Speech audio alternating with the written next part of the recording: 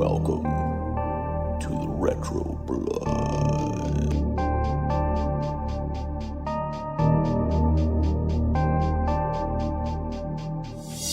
Welcome back, everybody, to the Retro Blood as we continue this month of June talking bad cops, talking killer cops, talking law enforcement going crazy and taking the law to the extreme, because we're talking about some bad cops in 1980s horror movies.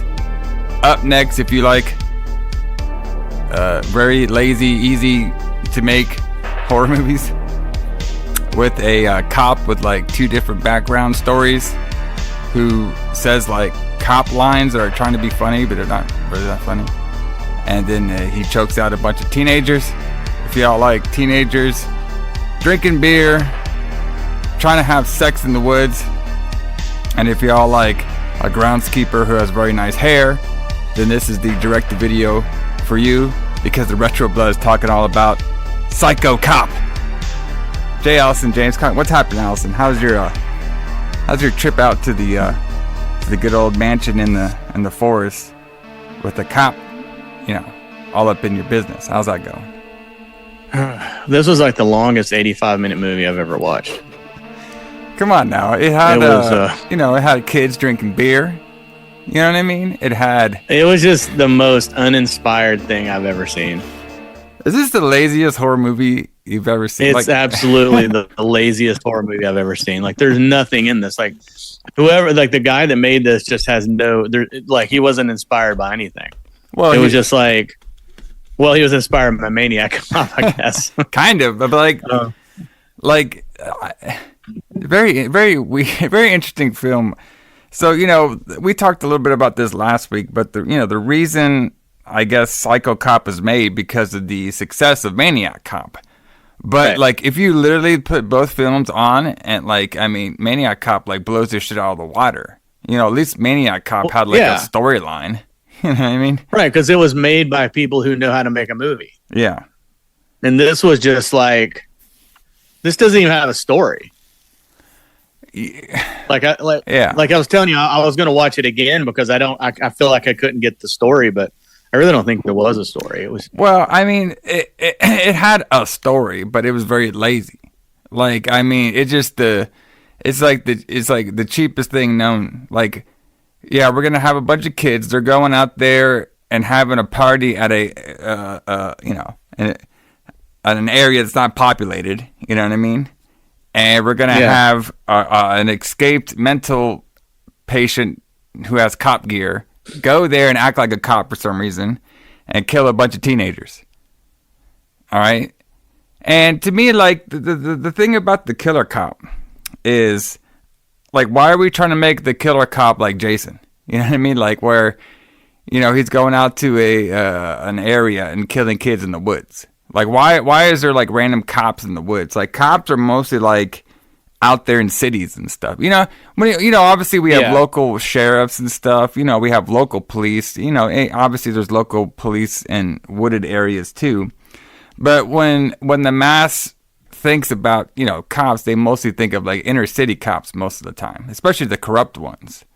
That's why I think Maniac Cop works so well, because it had to do with a lot of city interaction. This one was just, we're going to get a bunch of kids in the woods because we're too cheap to pay for city stuff. And we're going to have a cop show up there and kill them in very lazy ways.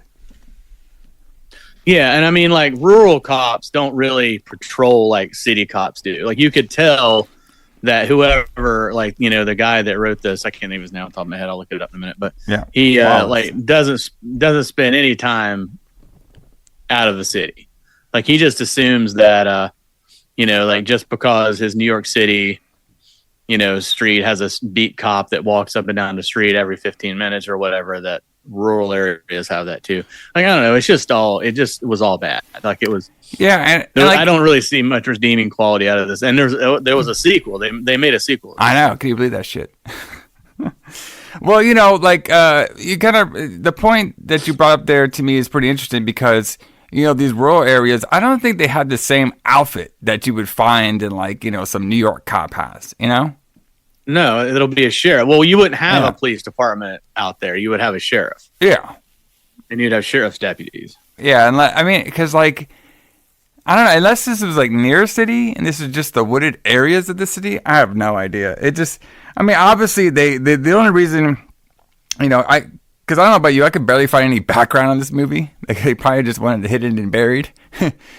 But like the only reason I could think that they filmed most of this, you know, out in the woods and, you know, the abandoned house, was to create more attention because, you know, teenagers out there in the woods, because that's a big thing of the 80s. You know, because of, you know, Friday the 13th and all these other movies that had to do with kids dying in the woods. And it also, you know, you save on the budget that way because you don't have to pay for multiple locations. You only paid for one. Because, you know, out of this whole movie, they only filmed everything in that wood area. Like, even the beginning scene, everything was out here in just one location. So, you know, obviously that saved them a shit ton of money doing that way. Yeah, I mean, that was probably a location they already had. Yeah. But I don't think it worked because, like we were saying, like, you know, yeah, woods, you can do, like, you know, you could do, like, crazy mass killers. You can do, like, wooded creatures. You can even do werewolves and Bigfoot and shit. But I don't think a New York cop out there in the woods stalking people just makes a whole lot of sense. You know what I mean? No, none of it makes any sense. But, you know, obviously, I mean, like, this is obvious. This was trying to be a cash grab. You know what I mean? Like, we had success off Maniac Cop. Let's just make a you know, a copy of it to gain some success in sales, and we don't give a shit how it does or not. So, very, very, very interesting movie. But, I did like some of the lines the teenagers said, and I wrote some of them down. But other than that, like, this one wasn't really doing it for me. But, you know, we'll still talk about it anyway. It has some charm on there. Maybe we'll find it. Maybe we won't. We'll see. But Alison and everybody, like every Retro Blood, we talk about what is happening in the world of the pro wrestling and the metal music. The reason we do this is because we try to create a whole experience for everybody. You know, you can go down to your local rent-a-center for VHS tapes. You know what I mean? You're walking through the aisle. You're thinking, you know what? You know, we got Silent Night, Deadly Night 3, which came out here in November. We got Graves Robbers, that came out here in November of 1989. We got fucking The Phantom of the Opera. Yep. From Robert Englund. And I'm going to skip all that shit. I'm going to grab Psycho Cop. Right, Psycho Cop, because I like Maniac Cop, so maybe it's just as good. Maybe it's the same thing. All right. Everybody check out those ones in the archives. We did that for because this movie came out November. What was it? November 28th, 1989. Like that. So we're like at the very tail end of the 80s, brother. It just made the cut. So after Thanksgiving, you're going into Christmas. You're like, you know what? I think I'll check me out some Psycho Cop, brother. You know what I mean? That'll get me in the mood for Christmas.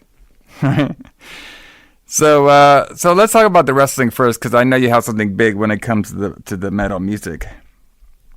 So there was something I want to save for later.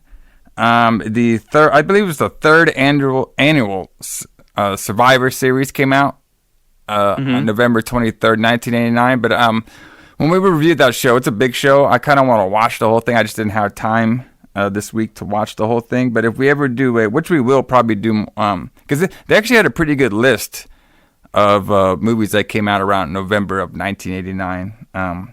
So when we grab one of those again, we'll probably talk about that Survivor Series. But in the meantime, let's talk about the USWA, Alison. Yeah. The good old merger between WCCW and Jerry Jarrett's promotion when he bought up CCW, and they merged it into the USWA. So this show actually took place from Dallas, Texas. All right, and it actually aired November 28th, 1989. So we got a couple of interesting matches. I kind of want to ask you about some of these, and okay. I think the one that stands out to most is this match. And tell me how this one goes down, Alison.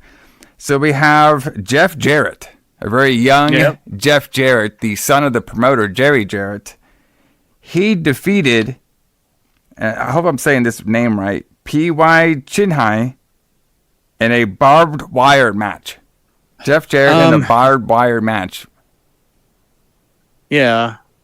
Not in a cage. It was just like where they replaced the ropes with barbed wire. I think so. It just said in a barbed wire match. So okay. I think it might have been when they did the ropes like that. So I might have to track down this match because that's very interesting. Yeah. I wonder if he was a face, Jarrett, or if he was the heel. It must have been the face because the other guy's foreign. Yeah. Phil Herkinson. All right, that's what that was. P.Y. Chin High. All right. P.Y. Chin High. P.I. Chu High. But all right. Yeah, he's also known as Mr. Nashville. All right. Weird. So. Did he wear a mask? No. Well, I mean, he might have worn a mask at the time, but the picture I see is just some fat cowboy dude. All right.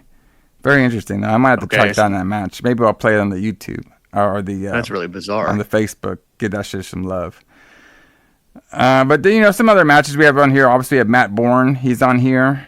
We have Kevin Von Erich defeated the Punisher. All right. Okay. We have Jeff Gaylord defeated Jimmy Jack Funk. Okay. And I'm not. It's weird. Like the only thing I remember about the USWA was that Steve Austin was in the USWA because he was training under Chris Adams at this time. And this is when Chris Adams had the big feud with Steve Austin. And I remember Mick Foley doing Mick Foley and Jeff Jarrett both being in the USWA. But other than that, I'm not super familiar with the USWA. Like I said, the only thing I knew about it is that's when, obviously Jarrett bought up WCCW. I was more familiar with the stars of WCCW than I was when they merged. I get why they did it, but go ahead. It's the promotion I know the least about, but this is also the time period when Jeff Jarrett started that decades-long feud with Steve Austin. Right? Oh, yes. With the story about him when Austin got his paycheck and he was like looking at it, and Jeff Jarrett said, "Looking at it's not going to make it get any bigger," or something like that. Yeah. And then Austin held that against him for like literally decades. Yeah. Well, it's because Jerry Jarrett was known to be a cheap pay. The payments to the wrestlers were very low payments. Like he took care of his top stars, when he had like Jerry Lawler and stuff like that. But all the underneath guys or the coming up guys, like you might get $25 a match for driving like 10 hours. You know what I mean? Like some shit like what do they call it? A hot dog and a handshake. That's why Austin was saying he was eating like raw potatoes every day. Mm-hmm. Yeah. I mean, which I don't even know how you can build muscle on that. Like I don't even know how you can get eating raw potatoes. I don't know how you could even get. Well, you can build muscle mass doing that. You inject it into the potatoes. Oh, okay. I keep forgetting that. Yeah, I mean, I was wondering about that too, part of the equation. Because he was a big dude. Yeah, you know what I mean. Like, well, maybe that one, maybe that one you get for free. You know what I mean? You get maybe you get the Ultimate Warrior juice for free. All right. So we have Dustin Rhodes is here too. He defeated Gary Young by double count out. All right, and then we have Chris Adams in the main event versus Bill Travis. So it's very. I think the only so the USWA. What I'm trying to say here is, like I said, it's a promotion I'm not too familiar with, even though I know some stories about it, and I know this is basically was the end of WCCW World Class Championship Wrestling that we talk about all the time on here. This is when they, like I said, they merged with Jerry Jarrett. And I know later on, like, it kind of just goes nowhere. The USWA does. But I am interested to see a couple episodes. And I don't think any of them are on the Peacock. I'm pretty sure you got to go to YouTube on it to find any of those kind of episodes. But definitely, very interesting. Group of talent here. They have, good talent here. Like, Matt Bourne's a really good talent at this time. Kevin Von Erich's a really good talent. We have a young Jeff Jarrett. Dustin Rhodes is there, Chris Adams is there. Like I said, Steve Austin comes through here, Big Foley comes through here. So very interesting territory. Hopefully we get to talk about them some more. And I'll try to do for my homework here on the Retro Blood, maybe find some episodes of their weekly TV show. Because I'm kind of I don't think I've ever seen, you know what I mean? Like, unless I saw clips of it, I don't think I've ever seen a full episode of the USWA TV show before. And I'm guessing you haven't. Yeah, I'm guessing you haven't either. So, no. But everybody, check it out. Like, I mean, it's part of wrestling history, and Jerry Jarrett. I mean, obviously Jerry Jarrett. He was, known for the Memphis territory. Later on he would, be, working. He worked for the WWE for a little bit too, and he would work for TNA. So very legendary figure in the world of promoting. So, but Alison, speaking of legendary, what do we have for the metal music this week? So basically what I wanted to talk about, on the 21st of November, so like a week before this movie came out, Rush, wow, sorry, losing my voice. Sorry, let me back up. So basically what I want to talk about was, on November 21st, I believe it was, so about a week before this movie came out, Rush, which is one of my favorite bands, as I've talked about on the show before, released their Presto album, which by the time they got to Presto, they were definitely out of the metal stage of their sound. They were into a more synthesizer-based sound, like, every band grows. But this was like the first Rush album that came out after I became a fan. So like I discovered them like in the couple years prior to this. And then this album came out, and it was the first one I was ever actually able to buy when it was brand new. So I remember getting this, and I remember thinking that, well, it's not as good as the last one, but it's still pretty good. But the big thing about this album that really strikes me, though, is I've talked in the past about my journey to start going to concerts and how difficult that was for me, because this area when I was growing up was much more isolated than it is now. And I mean, I know that you complain about like having to drive 2 hours to a show, but the local shows that we go to just didn't exist then. Like occasionally we would get a band come through town, but it was really rare. Like I think I've told the story about seeing Motley Crue. And then I tagged along with some people to see Metallica in Greenville. But this was like the first concert that I was actually able to choose to go to. And I really wanted to go to this, and I was able to go because of my cousin. So my cousin, who had moved to the area, like he had lived somewhere else, like in Florida or somewhere. And then he had moved back to this area, and he was like, "Oh, you like music?" And we really got along in music. Like we, like he's probably 15 years older than I am, but we both liked the same kind of music, like Black Sabbath and Led Zeppelin and AC/DC and bands like that. And then I had introduced him to some of the new metal bands at the time, like Metallica and stuff like that. But he was like, "Hey man, if you ever want to go to any concerts, just let me go. I'll take you." And I'm like, "Okay, cool." So then this show was announced, which the Rush was going to start their tour in Greenville, which is kind of down the road from us. And I'm like, "Hey man, I want to go to this concert." He's like, "All right, we'll do it." So he got tickets, and then we went to this Rush concert, and my life was forever more changed. Literally changed my life. Like Rush became, even though I loved Rush before, like once I saw them live, I was like, I've got to have more of this. Like I just want to go to this. I want to do this all the time. And then I saw every Rush tour from that show in February of 1990 until the very last one for the 40th anniversary. But yeah, this was a seminal moment in my life, like this album coming out and me starting to go to concerts. And then from then on, I went to as many concerts as I could go to, as many as I could afford to go to. And concerts were a lot cheaper then. Like a concert ticket was like $20. Yeah. So you could save up money pretty easy to go to shows. But yeah, I just wanted to talk about that because it was just so important to me at the time. Not the best Rush album, but it is a good album, and it's an underrated album by them, I think. Do you have any like stories like that about you like going to concerts for the first time or anything like that?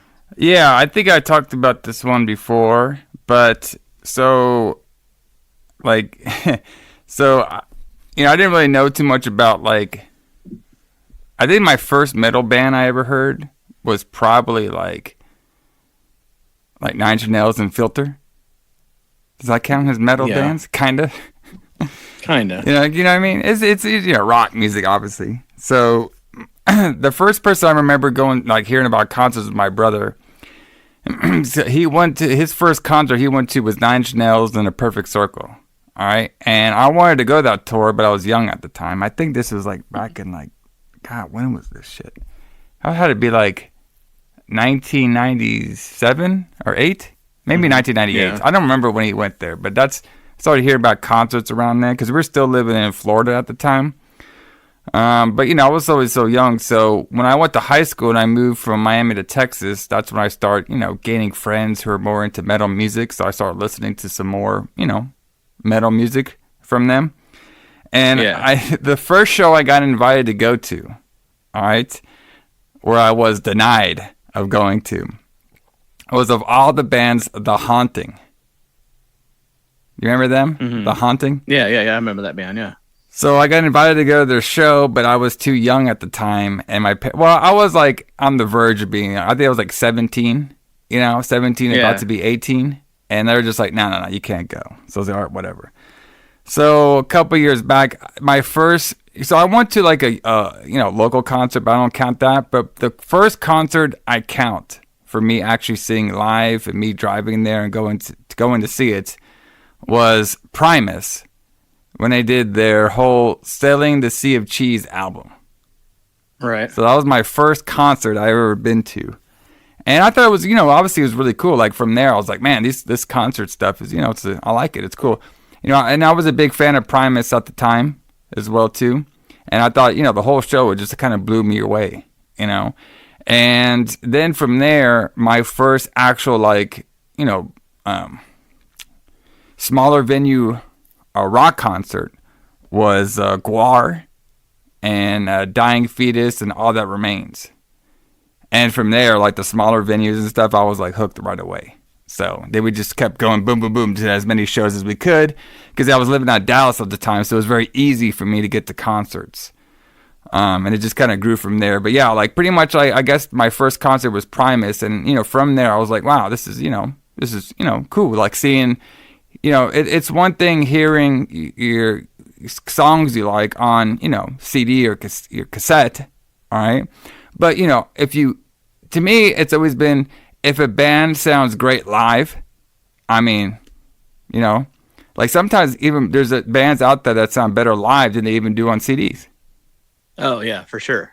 You know what I mean? Sure. That's why I do like live albums too, because you can kind of just see like, you know, how, you know, good these bands are.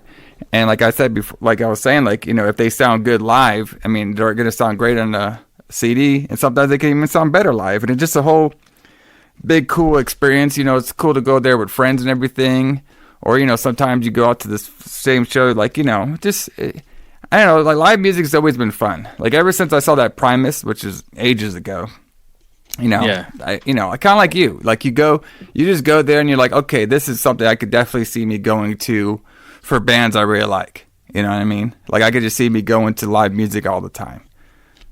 So yeah, but yeah, it just became like just a thing that I wanted to do. Like I wanted to see as much live music as I could see. Yeah.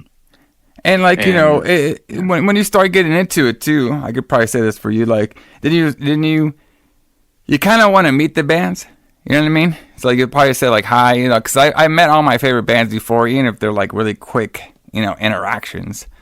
And then like, you know, obviously you go down your bucket list. You find a new band you like, or you like these bands, and you kind of like get them off like a little checklist. Like, yeah, I've seen them live before, and stuff like that. So it's definitely pretty fun. Live music has always been really fun. Yeah, and it's also like a kind of like a lightning in the bottle thing. Like it's like, you know, it happens one time, and you know, like seeing Metallica on the Injustice for All tour, like people to this day still ask me what that was like. Yeah. You know, seeing Metallica when they first got big. And it was just something that, you know, that you just had to be there for that. Yeah. Yeah, I mean, like, I probably saw a couple bands before they got kind of big. Not like, you know, Metallica level big. But like, you know, I've seen, you know, I saw Lamb of God before they got big. Yeah. You know, I saw, I mean, the bands that I've seen, like, I think they're bigger now, but I don't know what, like, you know, the average fan would know about them. You know, because I could say, like, oh, yeah, I saw, like, Bleeding Through and As They Dying. You know, to me, they're you know, they're a lot more well-known than they were back then, but they're still not that well-known. I mean, I guess some of the claim to fame is, you know, obviously seeing, like, Judas Priest live or Black Sabbath live when there was, like, the original lineups. You know, that's kind of cool. Oh, yeah. You know, I saw King Diamond in a smaller venue in Dallas, which was really cool. You know, I got to meet Vinnie Paul, you know, obviously before he passed away. Yeah, because you bothered him because he was waiting to go to the bathroom. Yeah, there's a funny picture of him looking pissed off because I bothered him before he went to the bathroom. I got to meet the singer for the Black Dollar Murder very early on in his career. Actually, I saw them before they got famous too. So, you know, it's just always kind of cool. You know, I know you have a story about seeing Ghost before they blew up. So it's kind of cool, you know. Yeah, seeing Ghost in a club was kind of cool. Yeah. I've seen a lot of bands before they got big. I saw Alice in Chains in a club. I saw Soundgarden in a club. I saw Pearl Jam in a club. Yeah. I'm trying to think of what other big bands that I saw when they were small. Probably more than I'm thinking of. I kind of forget how many bands I've seen. Yeah, no, it's been like a time. Like sometimes people have asked me, "Have you ever seen this band live?" And I'm like, "I don't think so." And then I start thinking about, "Yeah, I did." Because I was thinking that I had never seen Judas Priest before. Because, you know, because of my health issues this month, I had to sell my Judas Priest tickets. And I was like, oh, man, I'd never seen Judas Priest before. And I'm like, yeah, I have, because we saw them on that Ozfest show. Yeah. Because the Black Sabbath headline with the original lineup, and then right before them, Judas Priest with the original lineup. Well, not the original lineup, but it had everybody in the band. Yeah, and then, like, you know, sometimes you see a band and you don't remember. Like, that's happened to me a couple times, too. Like, I remember going to a metal show in Dallas one time, and a very young, like, Flesh God Apocalypse was on the tour. And, you know, I didn't like them at the time, but then later on, I started listening to more of them. And I was like, oh, shit. I love this band. I was like, man, I know I've seen them before, but I didn't know who they were at the time. And now I really like them. And I wanted to go see them, like, you know, when I actually know a lot of their songs. That's happened to me a bunch of times with different bands, you know, that go on tours that, like, I didn't like them at the time, and then now, you know, I'm a super big fan of them. You know, that just happened too, because, you know, obviously, you know, like, you know, when bands you like come out, they bring a lot of, you know, supposedly similar sounding bands with them, and sometimes you don't know who this band is, and the next thing you know, like, oh shit, I saw that band before, but I don't even fucking remember them, and I don't want to go see them again. So that does happen with the live music too. Exactly. Yeah, moral of the story is go see more live music. Go see concerts. Yeah, a lot of cool stuff coming up this year too. And you know what's before we get into the Psycho Cop, I want to bring this up too, Alison, which I think is pretty exciting, especially for this show as well. You know, like, it's so surprising that there's a lot of, like, 80s bands that are still going to this day, and like, I feel like there's like a shit ton now, like, going out. Like, we got Creed's White still touring, we got Wasp out there, Death Angels out there. You know what I mean? Like, a lot of these bands, you know, Dawkins still out there touring stuff here and there. Like, it's pretty cool to see a lot of these 80s bands. Like, you know, obviously they probably don't sound exactly like they did in the 80s, but it's cool that you could still go out and see them. You know what I mean? So yeah, I think a lot of those bands are coming back to do to do stuff because there's a demand for people seeing them, I guess. Yeah. Even bands that weren't big in the 80s are doing it. You know, I just saw that the Bullet Boys played a show or on a tour, and I'm like, holy shit, they weren't even big then. Yeah. And now they're touring. But I mean, I don't know. I guess that's the power of name recognition. So yeah. Oh, I've heard of that band. So they can get booked at all the biker rallies and stuff like that, and people go see them because like, oh, I've heard of that band. Yeah, and it's cool. It's cool too that a lot of those bands, from the '80s and stuff, are doing these tours and they're playing like their classic albums. You know what I mean? Like they're playing like the full classic album and stuff. I thought that's kind of a neat idea too. So kind of cool stuff. So everybody look it out. Like me and Alison are trying. Like we said before in this podcast, we live the gimmick, brother. We don't just talk about this, man. We go to the shows. We go to the horror movies. We go to the wrestling events. So this year is going to be, we've already done a lot this year already. Like, going to Royal Rumble, going to AEW. But there is a bunch of rock concerts coming up towards like the end of this year. That's going to be pretty fun as well, too. So, we'll take videos and pictures and stuff. I was about to say, by then I should be able to be back on the road. So we should be able to do lots of metal at the end of the year. And like, I don't know, man, like the horror movies though, like I feel like it's a hit or miss. So there's a couple good ones coming out here in 2024. You know what I mean? But I feel like it's not like rapid pace like it was, obviously in the 80s when it comes to the horror movies. No. And like the problem with too, like a lot of these like horror movies and stuff, like I feel like they kind of go like little under the radar unless they're like one of the big ones. You know what I mean? Like, or they'll just be like released on the streaming platform. You know what I mean? Like, it's just like, and then like some of them they're just like all the same. Like they're just like boring plots and shit like that. Like I was gonna say, like the best ones go straight to video or straight to streaming, and then the only ones that get theatrical released are like for the most part are just the cookie cutter movies like Psycho Cop that are just boring and shit like The Conjuring. I mean, I know I shit on The Conjuring a lot, but I mean, it's just cookie cutter bullshit. Yeah. Like, I know there is some good ones coming out here. Like, I think they're going to do another Saw, which is funny in its own self. The never-ending Saw. Obviously we got Terrifier coming out. That's going to be a big one. I know like that Maxine, a lot of people like those movies as well too. But like, it's just very interesting. Like I don't feel like horror is stopping, but I feel like there is like kind of like a little bit of a lull for it. Like, I do feel like they're trying to. I think what happened was, like, they're making like TV shows, like so like good and scary in a way. But I think like the TV show drama and stuff like that, action drama, kind of took away some of the lore of actual horror movies. But I could see it come back here and there. So, like, because like even the one that came out recently, like The Strangers, I didn't hear good things about it. But I still want to see it though. But I love the original movie. Yeah.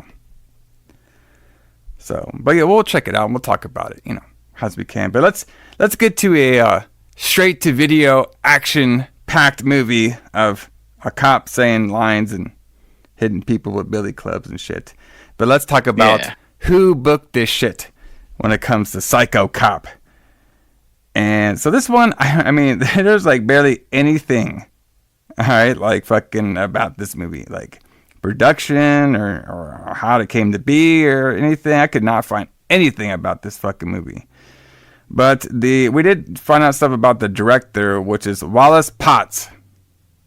All right. So he's an American film director, screenwriter, and activist. So I guess he's best known for his work as a research activist for the Rudolph Nervi Foundation in Bath, England. Yeah, Rudolph Nureyev. He's a ballet dancer. Is a what? He's a pretty famous dancer. He's a dancer. Yeah. Okay. So Potts met this Rudolph guy in June 1969 in Atlanta during Royal Ballet Tour of North America. The two men were immediately attracted to each other. Potts was 21 years old, tall, athletic, and with a winning personality. So I guess they became a relationship together. Yeah. So I guess he associated with Rudolph because of his gentle nature, sweetness of demeanor, and remarkable candor. He brought stability and compassion into Rudolph's life, and because he never attempted to compete with his lover, he was calming influence on the star. So I guess they were just in a big relationship together. And yeah, I mean, it seems like he was most famous for dating Rudolph Nureyev. Yeah. Yes. And then he made like a handful of movies that seemed to all suck. Yes, exactly. That's pretty much what it was. Did he make a movie about this guy? No, he made what did he make? He made a movie called Demigods. Yes. And then he made a movie called More. And then he made a movie called Tales of the Unliving and the Undead right before he made Psycho Cop, and then he made Psycho Cop. Yeah, and then he didn't make it. He made La Debut Mec, a.k.a. The Dude, which was his gay erotic film shot in Paris. Yeah. So I guess he mostly did okay, so I'm guessing this guy, Wallace, did mostly like these artistic style Paris movies. I guess. Then he's all like, no, this ain't making any money. Let me get some money. So I'll make Tales of the Unliving and the Undead, which is, I guess it's a horror movie. I never heard about it before. And then he's like, okay, I want to make a cash grab. Let's try Psycho Cop. All right. It's very interesting. Let's just rip off Maniac Cop and yeah. Yeah, so basically the movie was basically a rip. I mean, I can't. Okay, the only rip off was the Killer Cop and him doing the choke slam. Other than that, like there wasn't a whole lot of rip off of it. No, the story is completely different. But what they're saying is like he would never have gotten the idea for Psycho Cop if Maniac Cop hadn't been made. Yes. So basically, he just saw that movie and said, "I want to make a movie like this." Pretty much, which is a ripoff. To me, it is ripping off the movie. Yeah, but his own version. I don't. Yeah, I mean, there's not a lot that we know about this Wallace Potts guy other than he's apparently a very terrible filmmaker. But yeah, I couldn't find anything about why this movie was made either, other than just to cash in on Lustig's movie from the year before. That's pretty much what it is. I mean, that's the only thing I can come to a conclusion was it's kind of like the it's like when Friday the 13th came out. You know what I mean? Then we got all these summer fucking horror movies coming out. Some of them good, some of them bad, but that's what they were doing. They were trying to grab on to the new hot thing at the time. Because if you remember from last week, Maniac Cop actually did pretty well at the box office, even for having like a weird concept to it. But this is also this is made by Southgate Entertainment, which I never heard of before, and I like the production company Smoking Gun. Smoking Gun. All right. So something about the cast too, which is pretty interesting. The main bad cop officer, Joe Vickers, all right, was actually played by Robert R. Schaefer. And apparently he's best known for playing Bob Vance for Vance's refrigeration on the American sitcom The Office. Have you ever watched The Office before? No, I've never seen it. It's supposed to be really good, but I've never watched it. Me too. Now, isn't there like two Offices though? Like there's an early one, then there's like a remake, or do I got that wrong? Well, there was a British version. Yes. That had Ricky Gervais in it, and then they remade it for the American audience. But I think the American one is completely different. Though. Yes. It lasted a lot longer. Yeah, so I'm not really sure which office this guy was in. I'm guessing. Okay, he might have been at the American one. Probably. So yeah, I'm not really exactly sure, but yeah, I think he might have been on the American, which is pretty funny. So it's also funny, like, so he's best known for The Office and for playing this officer, and of course Robert, he comes back for Psycho Cop 2, which is interesting about Psycho Cop 2 is it's actually filmed and directed by all new people. All right. And it's probably a lot better. Yeah, I mean, I would assume so. Yeah, it was directed by Adam Rifkin. And then the screenplay and the producer, like even like the fucking let me see, yeah, even the distribution company was different. So pretty much they probably just sold all the rights to TriStar Home Video, and they just got all the stuff from there. And unfortunately, we can't do Psycho Cop 2 at least right now, just because came out in 1993. But maybe we'll maybe one day we'll come back for Rachel Blood 90s and talk about the Psycho Cop 2, brother. A couple others, the cast on here that I found, Sydney Guyver, she played Julia, the girl with the brush. She couldn't find her whole brush during the whole fucking movie. She is actually known for being she had a modeling career, and her acting career, she was also on the Real Housewives of New York City. Wow. Yes, and she was on the Millionaire Matchmaker. I wonder if she brought up her time playing on Psycho Cop as a selling point, maybe. Yeah, you know what I mean? Come on now. This is very interesting to me, like these girls that go on to do like these reality shows, or like these Richie space. Like, oh yeah, well, where did you used to be on? Well, I was on Psycho Cop. I was a blonde. I started in Psycho Cop, and now I'm on a reality show. I was a girl. What was your main thing? Well, I needed my brush. That was my main gimmick. All right. Come on, guys. Wow. Yeah. So, but yeah, I mean, I don't know, man. Like I was saying before, I like cheesy horror films. You know what I mean? There's a lot of charm to like some cheesy ones, but to me, this one just seemed a little lazy. I think that's the best thing I could say about it.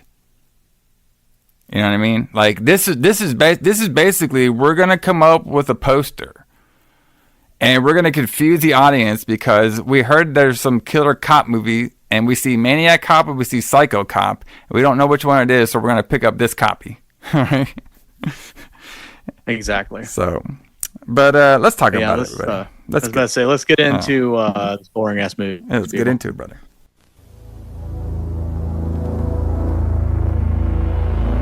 He is here to protect and serve.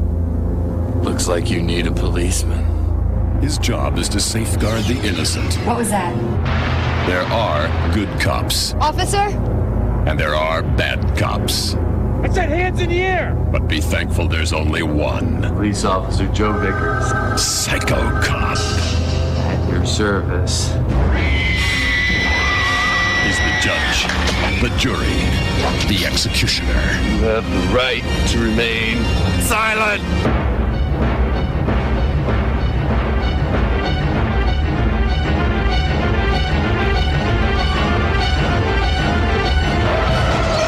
Psycho Cop.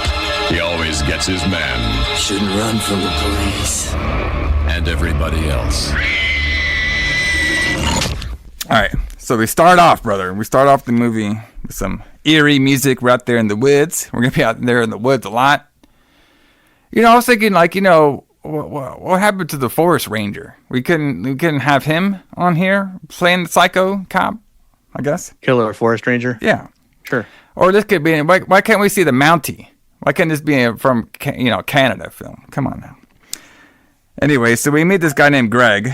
Anybody named Greg, you can't trust them. That's for sure. Nope. Absolutely not. Yeah, and this other girl, they're like driving around, right? And I guess they're lost out there in the woods, and they see the police motorcycle. Like, oh, what's a cop doing out here? Let me see. So the Greg goes and he wants to go talk to the cop so he can get some directions. And he's looking around, and he gets caught by the cop and killed. Then the girl comes out there, and she's looking for Greg, and then she sees the officer. She's like, oh, officer, I'm looking for Greg and everything. And then the cop does some cop lines that are like super cheesy. Yeah. Hey, yes, I'm a cop, and you found me. Look at my acting. So then he like chokeslams her. So I guess that was copying off Maniac Cop, because remember he did the whole grab person with two hands and choked them and then snapped their necks. So he did that too. And we could see that he actually killed some girl by a tree as well. And this comes up later. Like, the girl on the tree, it comes up later. So now we cut. Now we have 3 guys and 3 girls. Oh, okay. Horror movie, brother. And one of the girls, which I believe the girl who did the joke was Laura, but I could be wrong. And let me see if you get this joke there, Alison, and everybody. What has 6 legs and 2 tits? No, I don't get this. I didn't get it even after they explained it. So my boy, I believe it was Eric, said an orgy. And that's actually, I was like, okay, well, I mean, fuck. That makes sense. That's what I was thinking. And then everybody else is like, I don't get it. What's the joke and everything? And she says, Supreme Court. I have no idea what that did it, what? Okay. I'd have to look up like what was going on at the time, but that's just like, I don't know. Like that joke is just so out there that like I can't even imagine anybody even in 1989 would think that was funny. Yeah, I mean, like these 80s things, man. Some of this shit just goes past my head. So I was like, all right. Yeah, but this is just even like most of the time I can understand the joke. Yeah. I mean, I'm guessing that the idea behind the joke is that the Supreme Court had one woman on it at the time. But I mean, that's not funny. I mean, like a joke has to be funny, right? Yeah. I mean, it's supposed to be. I don't know. There you go, man. But yeah, this did not bode well for the future of this movie. So you were not horror entertained. I was not horror entertained. I was not sports entertained. So now the kids. So now they're driving. They're basically driving on a dirt road. And the girls are asking how they're able to afford this mansion out here in the woods. And, and the kids are like, well, what we did was we got student loans, all right? And we used our student loan money to invest in stocks, all right? And since they're white, they got the stock, they did well, you know? Oh, yeah. Because they're, privileged white guys. So they do well in stocks, and that's how they were able to pay for their mansion out here. All right? Mm-hmm. And then they're saying, "Oh, we basically got it for free." And then one of the girls like, "Nothing's for free." Okay. So that's how they did it. So like there's a lot you can go into that, but I'm not going to get into it. Good idea. It's like the whole student loan thing, and then like how their interest rates are probably nothing like they are today. But now they're driving, they're drinking some beer, all right, and then they see a cop, and they're like, "Oh shit!" So they started to be all slow, they drive around them slow and everything, and they pass the cop, and they're like wondering why the cop's not chasing them and why he's standing there all still, but they're all cool about it. Now the cop starts following them a little bit. And I believe it was Doug noticed that the cop was following them a little bit. And Eric says, like, well, shit, we got to get there soon because we're almost out of gas. All right. It's like, all right. So they eventually turn. They make a quick turn. I'm like, oh, that cop's definitely going to get us now because of this quick turn. So they stop there. They look at him. The cop stops on the hill, looks at him for a long time, and just leaves. And they thought that was weird. The girls are a little upset about it. The guys don't care. Eric drinks a beer and throws it out the fucking convert. So now the girls are like, why is it taking so long to get here down a dirt road? I'm scared. Let's all go home. All right. And then they're like, well, just give us a couple minutes. Everything's going to be okay. It's like, oh, I'll turn the car right around. I'm just like, didn't you just say you barely have any gas? So then they roll up. These people stop and get gas. I don't know. Teenagers, man, they don't think, brother. These are not teenagers though. They had to be like adults. Like everybody looked old. Well, not old, but like they're like older. College age. Probably college age. I'm guessing they're like college age. So they roll up to the mansion. Now the girls are happy because it's big and it looks fancy. That's how easy things are in the 80s, brother. You know what I mean? Just get a nice car. Steal some money, get some stocks, and bring a girl out there to a wooded mansion, and you're golden. Exactly. All right. So they stop there. They get all their stuff into the house, and we see a guy with an axe. All right. And then he scares the kids, and I couldn't believe it. It was Fabio himself. As the caretaker. The caretaker. But it actually wasn't Fabio. He's just an 80s guy with nice blonde flowing hair. Yeah. All right. And he basically introduces himself as the caretaker. He's like, let me show you around. And then he gets this whole thing. Why? Like, all this stuff needs to be, this is one of those movies where everything, they want to explain everything. All right. Well, why does this place have a caretaker? Well, because it got bought by a bank. Oh, why did it get bought by a bank? I'm like, do I really need to know all this? Oh, it got bought by a bank because the previous owners over here couldn't keep up with the bills. So now the bank hired me to just make sure everything's okay over here. Hey, let me show you around. Hey, we randomly have a pool here. Hey, do you guys want to go to the jacuzzi? Okay, thank you. And then he sells a thing like sometimes the jacuzzi doesn't work, and if it doesn't work, you have to do this thing, and if that doesn't work, then call me and I'll come fix it. I know, like, bro, come on. Which never figures into the movie later on at all. Never, so, like, do we even see the jacuzzi? All right, I don't remember seeing that shit at all. Like, some stuff did factor into the plot line of the movie, but like the beer being thrown out didn't come into the movie, or the jacuzzi did not come into the movie. All right, right. So now all the kids are by the pool. All right. And they're gonna start going swimming, and Doug hears some through the rock music, what they claimed as rock music. They heard somebody axing and chopping down a tree, and so he had to stop the music, and they had to listen to the axe for like 3 minutes and say, "That's creepy." Yes, and some guy out there in the woods chopping down a tree. Oh, it's fucking creepy.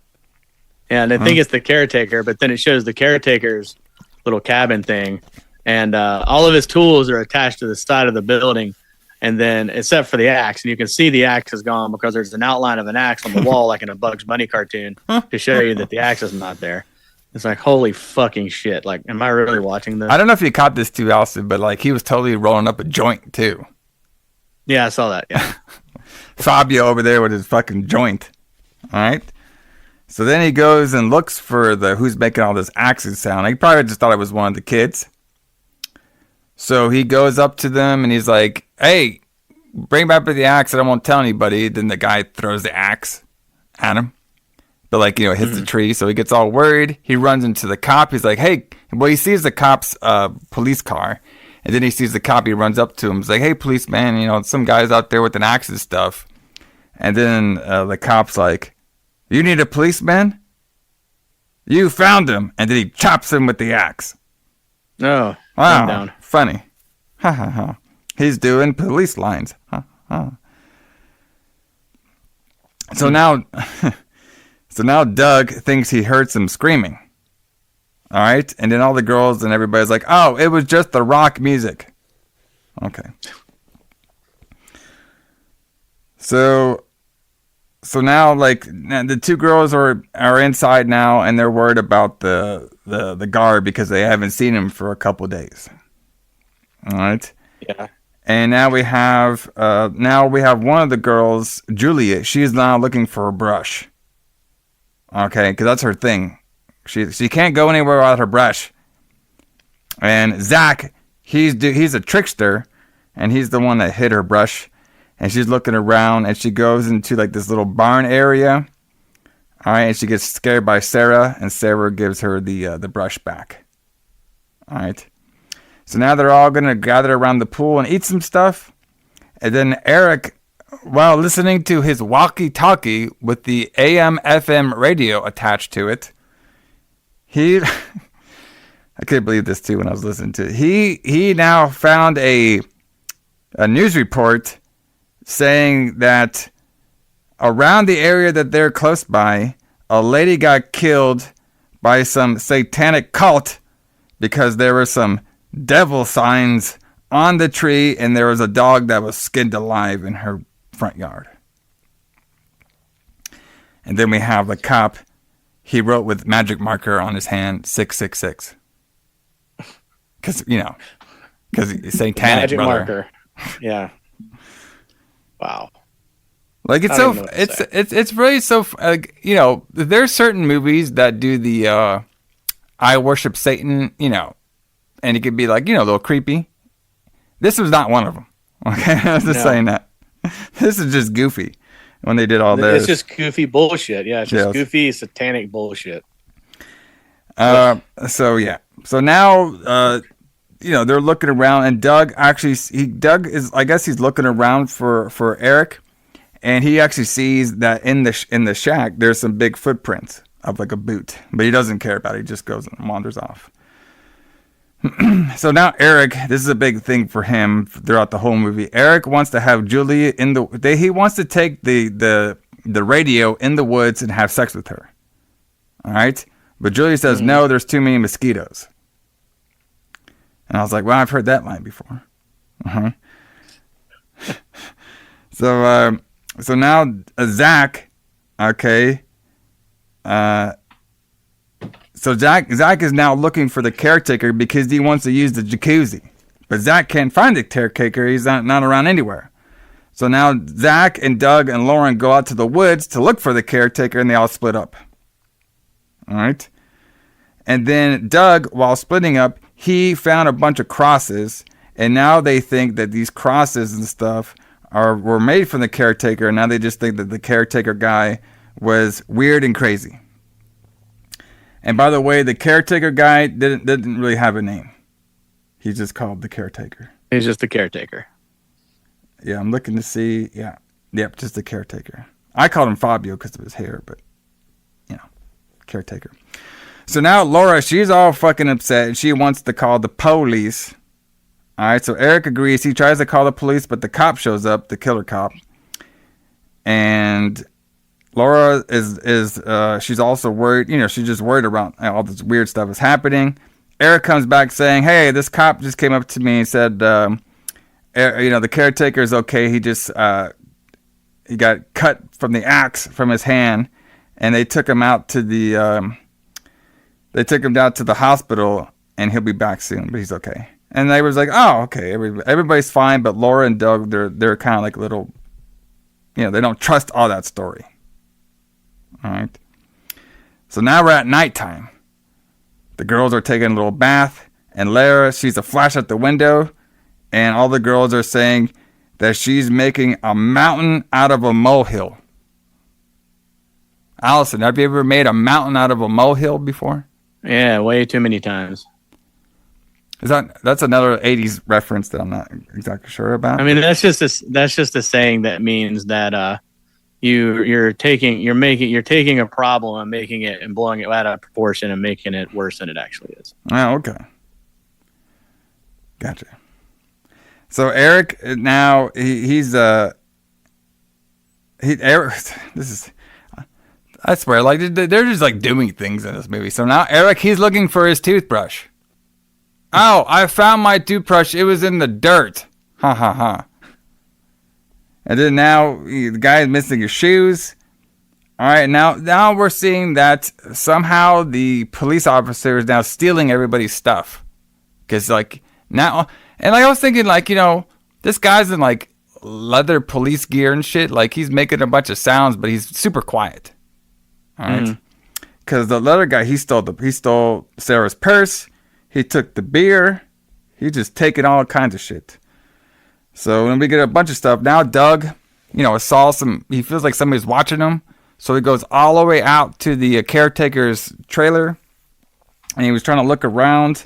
But then Sarah comes up to him and says, like, there's nobody here. Let's just go back inside. So he goes back inside. Eric finally finds the only knife in this whole area to cut up a pie. They all have a bunch of TV dinners around there. All right. And then they all see the trailer lights go on, even though Doug was right over there. And like, oh, okay, well, I guess he came back from the hospital. The caretaker's not missing anymore because now he's over there watching TV. So everything is okay. And Laura still thinks that people stole everything. All right. And now Zach is trying to, find some beer, but all the beer got stolen, and Zach did agree to go buy some beer if all the beer ran out. So now Zach is about to go buy some more beer. Okay, so Zach is now going out in the car, gonna go up some more beer, and the cop comes up. He gets stopped. He gets all freaked out and everything, but then the cop comes up to him. Okay, and the cop takes him out of the car. Zach does, pulls him up by his throat. Zach kicks him in the balls. Cop says, "You just assaulted a police officer."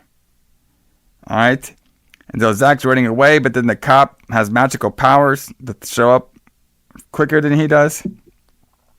And then he grabs him and he puts the club in his mouth and tells him, "Don't drink and drive." Ha ha ha. Ha ha. So now we have Zach's been killed by a club in the mouth. So Eric, he still wants some sex in the woods. She still gives him the same excuse of the mosquitoes. And they all, so now they're all trying to figure out where Sarah's purse is. And they all found it. Okay. And Laura still wants to call the cops. All right. Because they think there's a prowler out there. All right. And so now they found Sarah's purse. And the whole crew that's left thinks that Laura and Doug are just like super paranoid. And they're killing the vibe. So they want to go away. And now we have to have Doug and Laura talk to their partners or the people. So Laura goes and talks to the two girls, and she's unpacking, and she's like, "Hey, Julie and Sarah, what's going on here?" She's like, "Well, you're being too crazy, so we're gonna have you have this room all to yourself." And she's like, "Well, I'm just worried." So like, "Well, me and Doug are just worried." She's like, "Well, the thing about it is, I think that you and Doug have something going on." And then Laura gets all upset and she leaves. All right. And Julie's like, "You shouldn't have said that." She's like, "Well, I said what I said."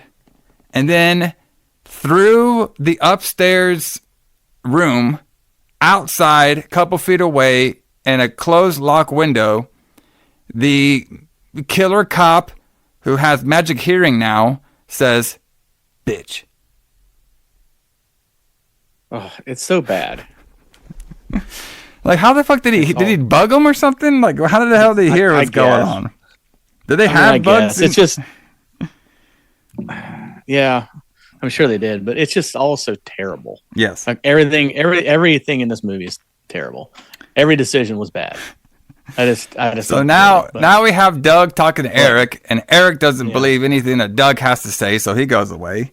And now Laura goes up to Doug, and Laura's like, "Well, the girls that listen to me because they think I have a thing with you." And Doug's like, "Oh, I didn't have good luck with Eric anyway." So it's like, "Okay, well, let's go check out the caretaker again." So that's what they do. So Eric's walking around now. He hears well, it's not Eric. So Julia goes outside or whatever. And because she's looking for her brush again. All right? Yeah. They fucking keep a chain on that thing or something, okay? I mean, I just can't believe that so much of the plot of this movie is them looking for things they can't find. Yes, like half of it is. Because the killer hides stuff from them. So now Doug is going to go show Laura the big footprints. Okay? And they're figuring out that they're being tricked by the Bigfoot. That's why I wrote in my notes. Right. Because, they found a Bigfoot and they're being tricked by him. All right, so now, okay. So Doug is trying to, he's telling everybody, he's trying to go back to tell everybody, hey, these guys is trying to kill you. All right, so during this, we have Julia. Like I said, she's out there looking for her brush again.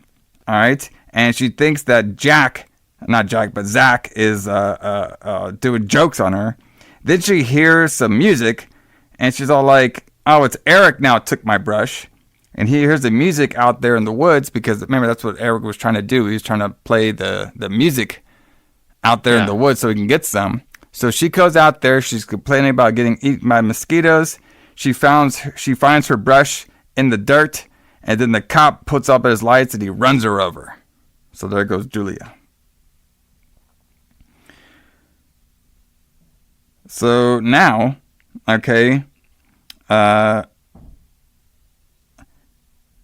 now Eric finds all the soup. It's all messed up.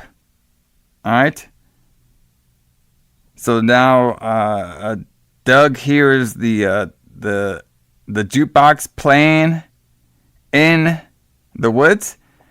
And I don't know about you, Alison, but I think he called it a ghetto blaster. A ghetto blaster, yeah, that's what he called it. The fuck is that like what? Is that like I guess it's like a slang term for the jukebox? For that the radio thing they're carrying around. Like that's like an 80s term for that, I guess. Yeah.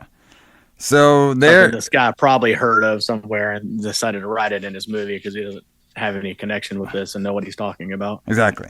So now they all go look for the ghetto blaster sound, and they're all looking over it. They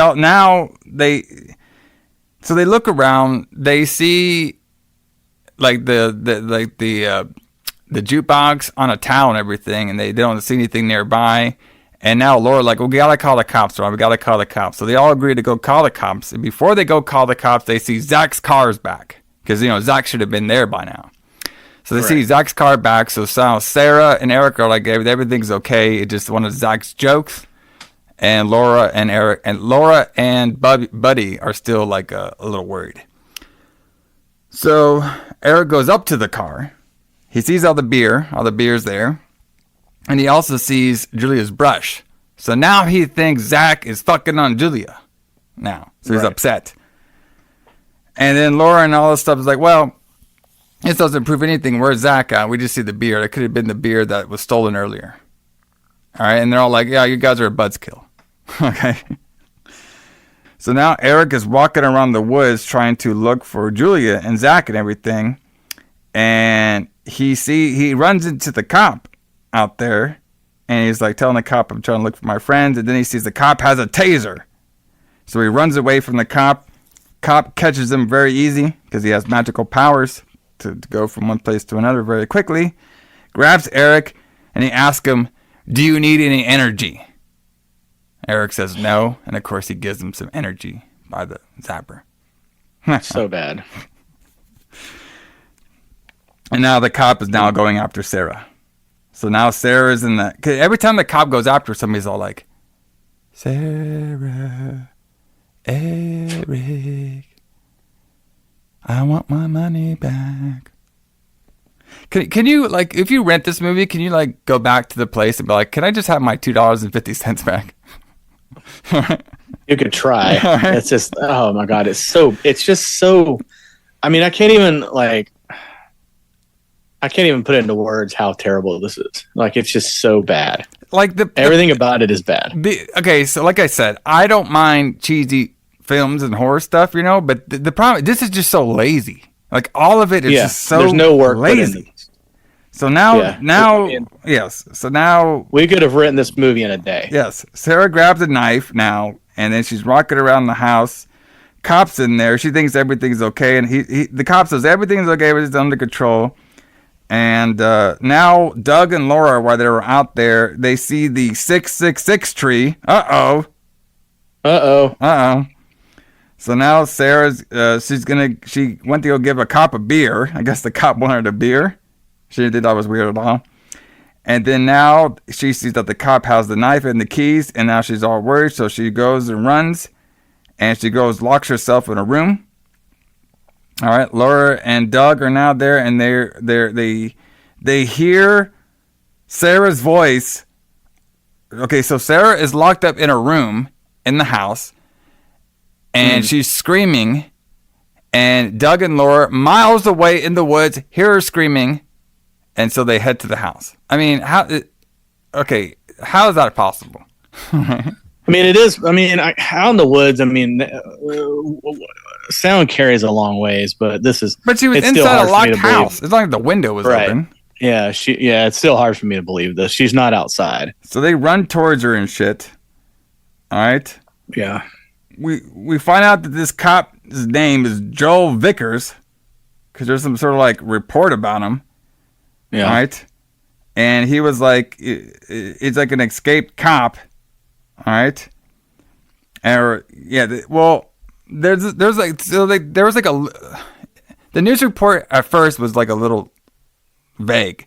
It was just saying there's a missing cop out there that might be part of these murders named Joel Vickers.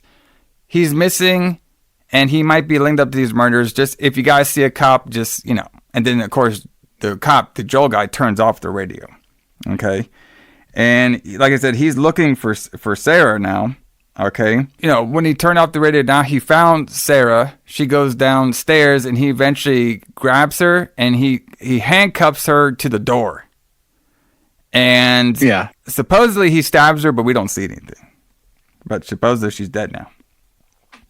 So Doug and Laura are trying to get in. They finally get into the house. Okay, they look upstairs. They don't see anything. And then they run into the cop. They're like on the stairs, and then they run into the cop, Joel. And he's like, okay, we got everything under control now. And they're like, okay, good. And then they see that Joel's footprint is on the carpet because he was in mud. And they notice the footprint is the same footprint that they saw in the basement. So they get all freaked out and they start running. And then the cop starts running after them. So now they're running and they get all the way into the woods. Okay. And they're running throughout the woods and everything. And they're hiding from him. And then they eventually see the caretaker's body. So they find the keys within the caretaker's body. And Doug's like, okay, I'm going to distract him and you run towards the car and get it started. And she's like, okay, good. So what happens? Laura just runs to the car. The cop sees her, chases her down, and there's Doug's nowhere in sight. Yeah, Doug's plan doesn't really work very It doesn't work at all. It doesn't do jack shit. At all, yeah. Exactly. So she gets in the car. Doug finally gets into the car, so they start going. They're trying to get out of there.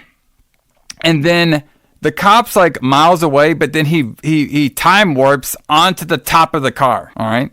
Because he has magical cop satanic powers.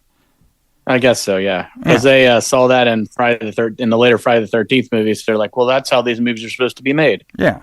He just appears wherever he needs to be. Well, he has magical Satan power, so he can time warp everywhere. Oh, that's true, right. So he eventually stops he stops him from the car. He gets him out of the car. He starts fighting with Doug. He basically breaks some Doug's ribs. All right.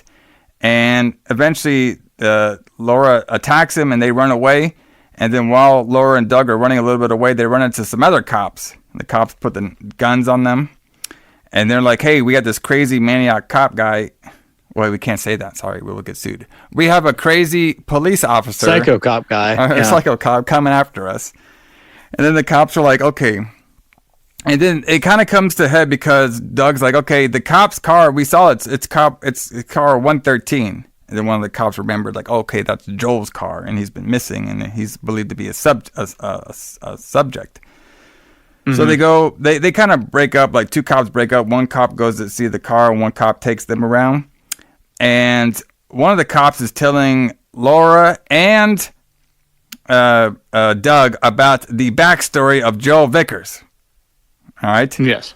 He was they were saying Joel, you know, he was on his day off and went missing. Okay, and he's been missing for a couple days, and we didn't really know about that because he's one of the only police officers who lives on his own and takes the car home with him and everything. So we didn't know where he was at first. But then when we searched his apartment, we find a bunch of devil worship paraphernalia everywhere. Uh-oh. All right. And then we thought he was linked up to that lady that was dead on the cross thing over there. That's why we've been looking for him. All right. And then, of course, the other cop finds Joel Vickers' car, gets in there. He's about to call, and then the other cop says, the killer Joel cop, and one of his most deadliest lines of the movie says, "Nice weather." And he kills him. Oof. Yeah. Oof. So bad. Make me a t-shirt, brother, right now. Nice Joel weather. Vickers t-shirt, nice weather. All right. Ha ha ha. So now we get more backstory from this other cop. This cop just knew everything about this cop. Okay, so now he goes on and tells a story about some Gary Henley. Gary Henley, yeah. All right, so we have Gary Henley is Joel Vickers' real name, supposedly. And the backstory on Gary Henley was he was I don't know if they said he was an orphan, but he was something like that. But he believed in God, and then he got put out on the streets, and then he turned to Satan. I was like laughed in my notes. Yes, he believed in God this whole time, and then something happened where he got put out in the streets and he turned to Satan, brother. Okay. Yeah, and he's the psychiatric patient, right? Yeah, I guess. Okay. Yeah. No. That's his other alias. We'll get there. There's two of them. Okay. This guy had two aliases for some reason. Right. So now Victor's is out there. After the guy cop tells the story, Joel comes out and he kills that cop that just told him his whole background story. And then he starts chasing Doug and Laura away. But Doug could barely move because he has hurt ribs. Laura says to leave him alone. Yeah, that's really gonna work. And she's like, he's about to like hurt Doug, and she's like, oh God. And then of course he's like, God has nothing to do with it, if you know what I mean. Another shirt. Come on now. So now he's attacking Doug, and now Sarah grabs his gun and shoots him 3 times. He goes down very slowly. She walks away. He is now full Michael Myers because he grabs her leg. Okay. Yep. Doug gets back up. He gets his ass whipped. Gets pushed into a tree. Laura runs down. Doug attacks him again. Gets his ass whipped again. And then he's about to attack Sarah. But then Doug finds a perfectly spiked tree that's laying right next to him that can pierce through a body, no problem. Even if the guy has bulletproof vest or is in a cop gear, it doesn't matter. This spike will go through him, no problem. And he just throws the spike like a football, and it impaled him. Nope. He just happened to be there. Bro, I thought that was the goofy. Like, of all the things, like, can we just get more goofy? Like, he just throws this huge spike tree like a football, and it just impales him. Okay? Yep.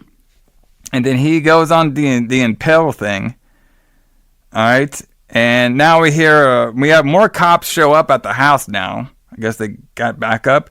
And then now we hear a story about Ted Warnke. Yeah. Okay, who is an escaped psychopath who infiltrated the police and is somehow believed to be Joe Vickers. So we have 3 people in one. All right, we have Officer Joe Winkles, who was just who could have just went crazy and believed in Satan. Then we have a character named Gary, who was a God-fearing man until he got put out in the streets and he found Satan. And now we have a escaped psychopath, Ted, who are all the same guy. Yeah. So is this guy like some sort of like, what do you call it, multiple personality dude or something? I have no idea. No, I think it's just a shitty script. Okay, that explains. I thought they just what you know what it reminded me of? It reminded me of, okay, we had one backstory, but then we forgot. Like, we had to film like the end scene because we had to, like, you know, pay up some money to get these cops uniforms. So we forgot that we already made a backstory and we had to do one at the end. That's what it reminded me of. So rough. So all the cops get there after we hear this second backstory, and of course Joel wakes up for being impaled because he is now full Michael Myers now. And that ends Psycho Cop. Finally. Yeah. There you go, brother. I mean, the whole thing was shot on video, like, which, I mean, it's not necessarily bad, but like, there was no effort put into this at all. Yeah, it's really lazy. Just like the kills weren't even not that much at all. Like, I think like the axe to the head was like the goriest thing you saw, which you don't need gore for every fucking film, but like, I think the problem is that we talked about no nudity in it. Yeah. I mean, come on, bro. There's the 80s. Where's the nudity? Yeah, all right? Exactly. I think, okay, the biggest thing is with these horror films that I'm seeing, like some of these like very like, you know, cash grab horror films. The problem is they make and we've talked about this on other episodes before, and this one I think, you know, I think this agrees with this film, is when you make your antagonist, the killer, like laughable, it just kills the whole movie. It just because this fucking Joel Vickers guy or whatever, Joel Vickers, saying his dumb one-liners, his dumb police one-liners, it's just stupid. You know what I mean? Right. Like, and you could even if it's Even if it's supposed to be a comedy, it's not funny. Yeah, exactly. It's just stupid. The lines are not even funny. Like, I'm cool with, like, okay, you know, Ash. He could do the one-liners, but he's not the villain. He is the hero. Okay, right. The heroes can do the one-liners that are funny, but the villain should not be funny. Okay, right. We're gonna laugh at this police officer. He's just goofy. It's just stupid. So, but yeah, this one I can't believe they actually made a sequel. That's what I can't believe. So I wonder if I am kind of curious to see if the sequel is better than this shit, which I'm pretty sure it is. It's got to be better than this shit, right? Yeah. So, but everybody, that's been Psycho Cop here on the Retro Blood. Definitely one I probably won't be revisiting again. Nope. You know, I thought, you know, it had a good concept, but if I was gonna watch this, I would obviously watch this Maniac Cop again. You know what I mean? Exactly. So why even pick this shit up? So why even bother? But everybody, join us here next week as we continue this 1980s horror cop run, because we are talking about a very hidden film, hopefully I can find it, called China Lake. Okay. Yes, it's about a maniac, well, it's about a crazy cop out there stopping people on a highway. So it should be pretty interesting. Sounds interesting. I've never seen this one before. So yeah, China Lake, 1983, psychological thriller starring Charles Napier, has a degenerate police officer who rides around on a motorcycle targeting people that have offended him in some way while vacationing near the film's location of China Lake. So that's the premise. Sounds fantastic. So join us here next week. Yes. So join us here next week on the Retro Blood as we do China Lake. And then, of course, we will end Back Cup Month with Shallow Grave. Yeah, that's going to be a good one. Then, of course, we'll give our July Retro Blood Month of what's happening. But, Alison, what should we play the audience as we head on out of here? We'll just play something from that Rush album. Let's play The Past. Ooh, The Past, brother. Because if I can go back in the past and not spend $2.50 renting this movie from J. Allison's Rent-A-Center, I would feel so fantastic. And I could have just rented Maniac Cop again. Yeah, exactly. So, and got more enjoyment. Got more enjoyment out of it. So, but everybody, J. Allison, Dave Kline, we'll see you all later. See you guys.